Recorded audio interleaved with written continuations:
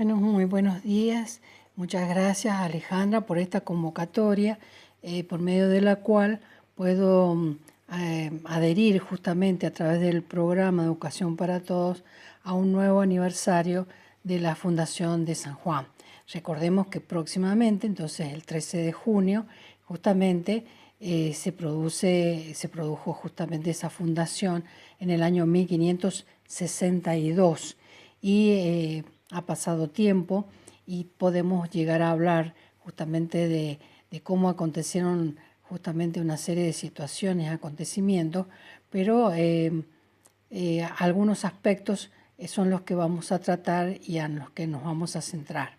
Si bien sabemos que, y recordemos, la ciudad de San Juan de la Frontera fue fundada justamente por el capitán Juan Jufré. La corona española tenía como objetivo, por un lado, conquistar y colonizar América, y por una necesidad de dar a conocer la fe católica, también se preocupó mucho en la difusión de un nuevo idioma que fue el castellano, que se impartió como lengua oficial para toda la península ibérica y también para lo que es justamente América Latina. Paralelamente a lo que ocurría en España, en América también se difundió la gramática de Nebrija del año 1492, justo cuando había empezado la conquista y el descubrimiento por parte de Cristóbal Colón, la oficialización del castellano como lengua oficial. Como comenté, podemos inferir y tratar muchos aspectos de San Juan, de los cambios que ha sufrido a lo largo del tiempo. Por ejemplo, hasta 1777 dependíamos de la Capitanía General de Chile y luego pasamos a depender del Virreinato del Río de la Plata. Es decir, tuvimos al principio un cambio de dependencia política. Las fuerzas de la naturaleza también incidieron y, por ejemplo, con el avance, sobre todo en las épocas de verano, de las crecientes provocadas por el río San Juan, esto hizo que gran parte de la ciudad se inundara y, por lo tanto, años posteriores se llevó a decidir el traslado de la ciudad de San Juan hasta el actual ejido capitalino. Entonces ya tenemos otro cambio que es justamente de ubicación y geográfico, podríamos decir.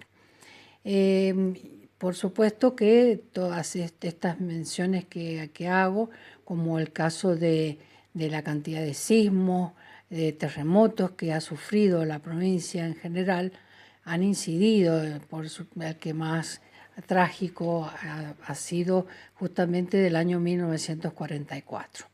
Pero nosotros nos vamos a centrar en un aspecto muy importante y significativo, que es el uso del idioma. El castellano como lengua oficial aparece en estos lares, en estas latitudes, como ya mencioné, a partir de la fundación de San Juan. Vienen también distintas órdenes religiosas a instalarse en la provincia, y la orden de los jesuitas, por supuesto, tuvo un rol y un papel más que significativo.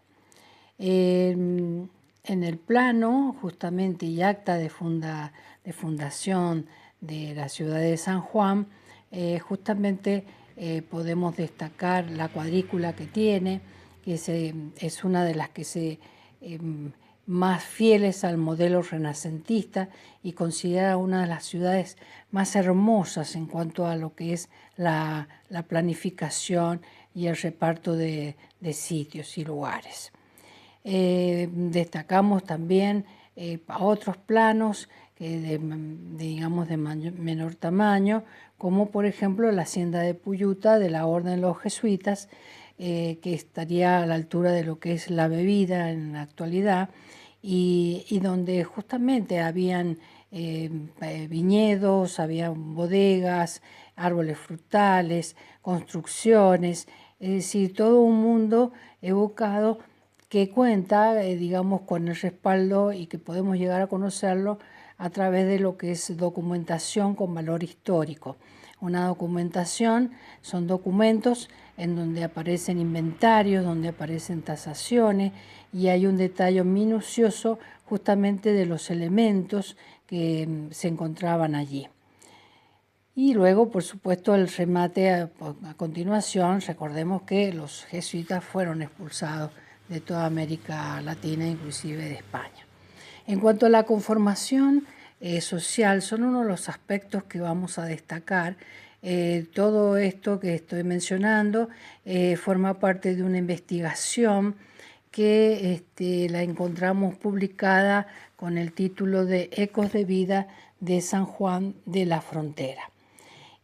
Donde aparecen muchos aspectos, lo social, lo político, lo religioso, la producción, la economía, los impuestos, pero que no vamos a poder desarrollar justamente por cuestiones de tiempo, pero sí vamos a poder justamente mencionar algunos de ellos, como el caso de la conformación social. Y en estos documentos encontramos registros acerca de la presencia del indio, que así se denominaba justamente, y eso está por escrito, registrado en los documentos, a los pueblos aborígenes, ¿sí?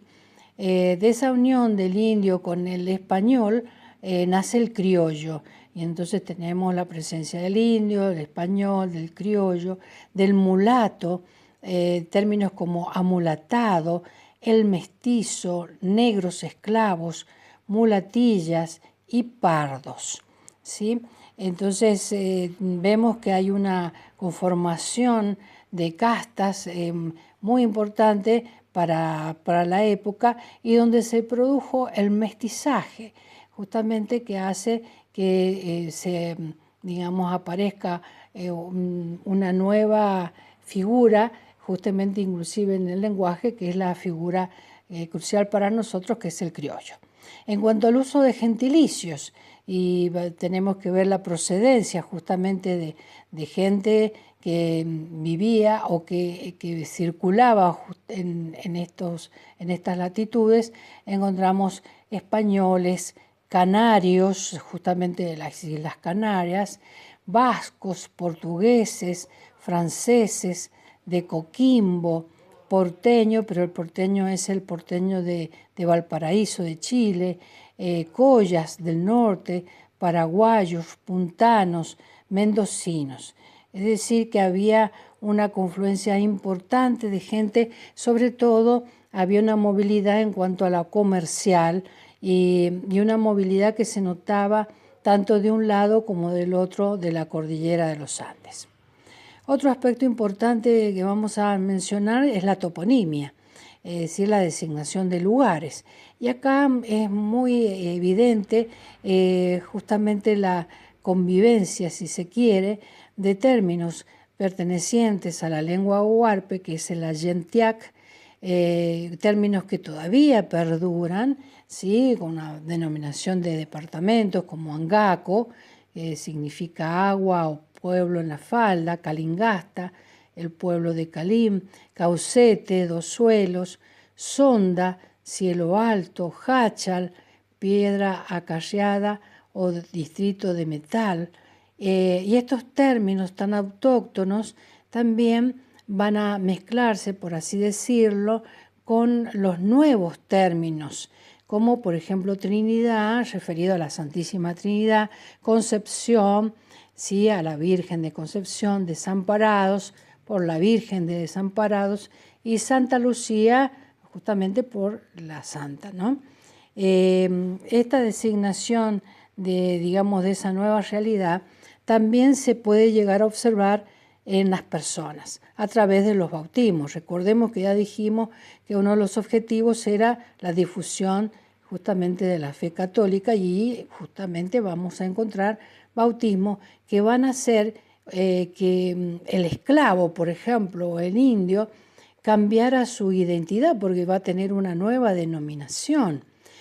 Por ejemplo, en el caso de los indios, solamente el cacique y sus familiares más directos eran los que mantenían justamente su nombre, pero el resto no. eran bautizados y justamente, aparte de ser bautizados, recibían una nueva denominación y el apellido lo tomaban justamente, el apellido era coincidente con el encomendero con el que trabajaban. Y entonces vamos a encontrar nombres como María del Buen Aire, María, María del Tránsito, María de la Ascensión, María de la Trinidad, María de las Nieves, María de los Desamparados, María Candelaria, y términos también referidos a apóstoles y a santos como Lucas, Marcos, Juan, Pedro, Santiago y Tomás, entre otros, ¿sí? Todo esto es a título de poder observar esa realidad que está justamente en la documentación, y al evocarla nosotros también evocamos épocas pasadas y también podemos revalorizar y mantener en nuestra memoria colectiva justamente estas voces y estas palabras de aquel entonces. Y en los, como dije, en testamentos, en inventarios, en tasaciones, vamos a encontrar un detalle de objetos, utensilios y vestimenta de la época. Por ejemplo, una cruz, un embudo de cobre, estriberas de plata, braseros de cobre, alfombritas, chuse, que es una manta, una frazada, imágenes de santos, candeleros de plata, alambiques, basenica, y en la lista podemos también sumar bombillas de plata, cajas de plata, taburetes, mesas, escritorios, ollas, parrillas, pailas, jarritos de cobre, baúl forrado en baqueta, es decir, en cuero de vaca o ternera, adoberas para hacer los adobes, piedras de moler, almires de bronce, que son morteros pequeños, cornucopias, que son centros de mesa, palmatorias amarillas, que son justamente objetos en la base redondo para ubicar y trasladar las velas encendidas de un lugar a otro.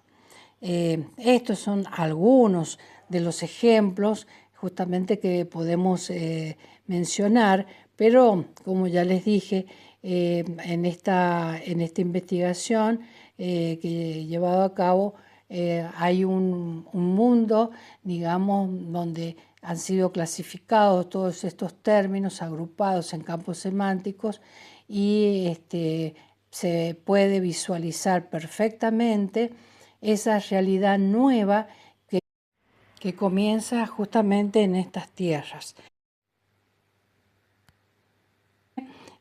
Toda esta exposición constituye un homenaje, recordar justamente un nuevo aniversario de la fundación de San Juan de la Frontera.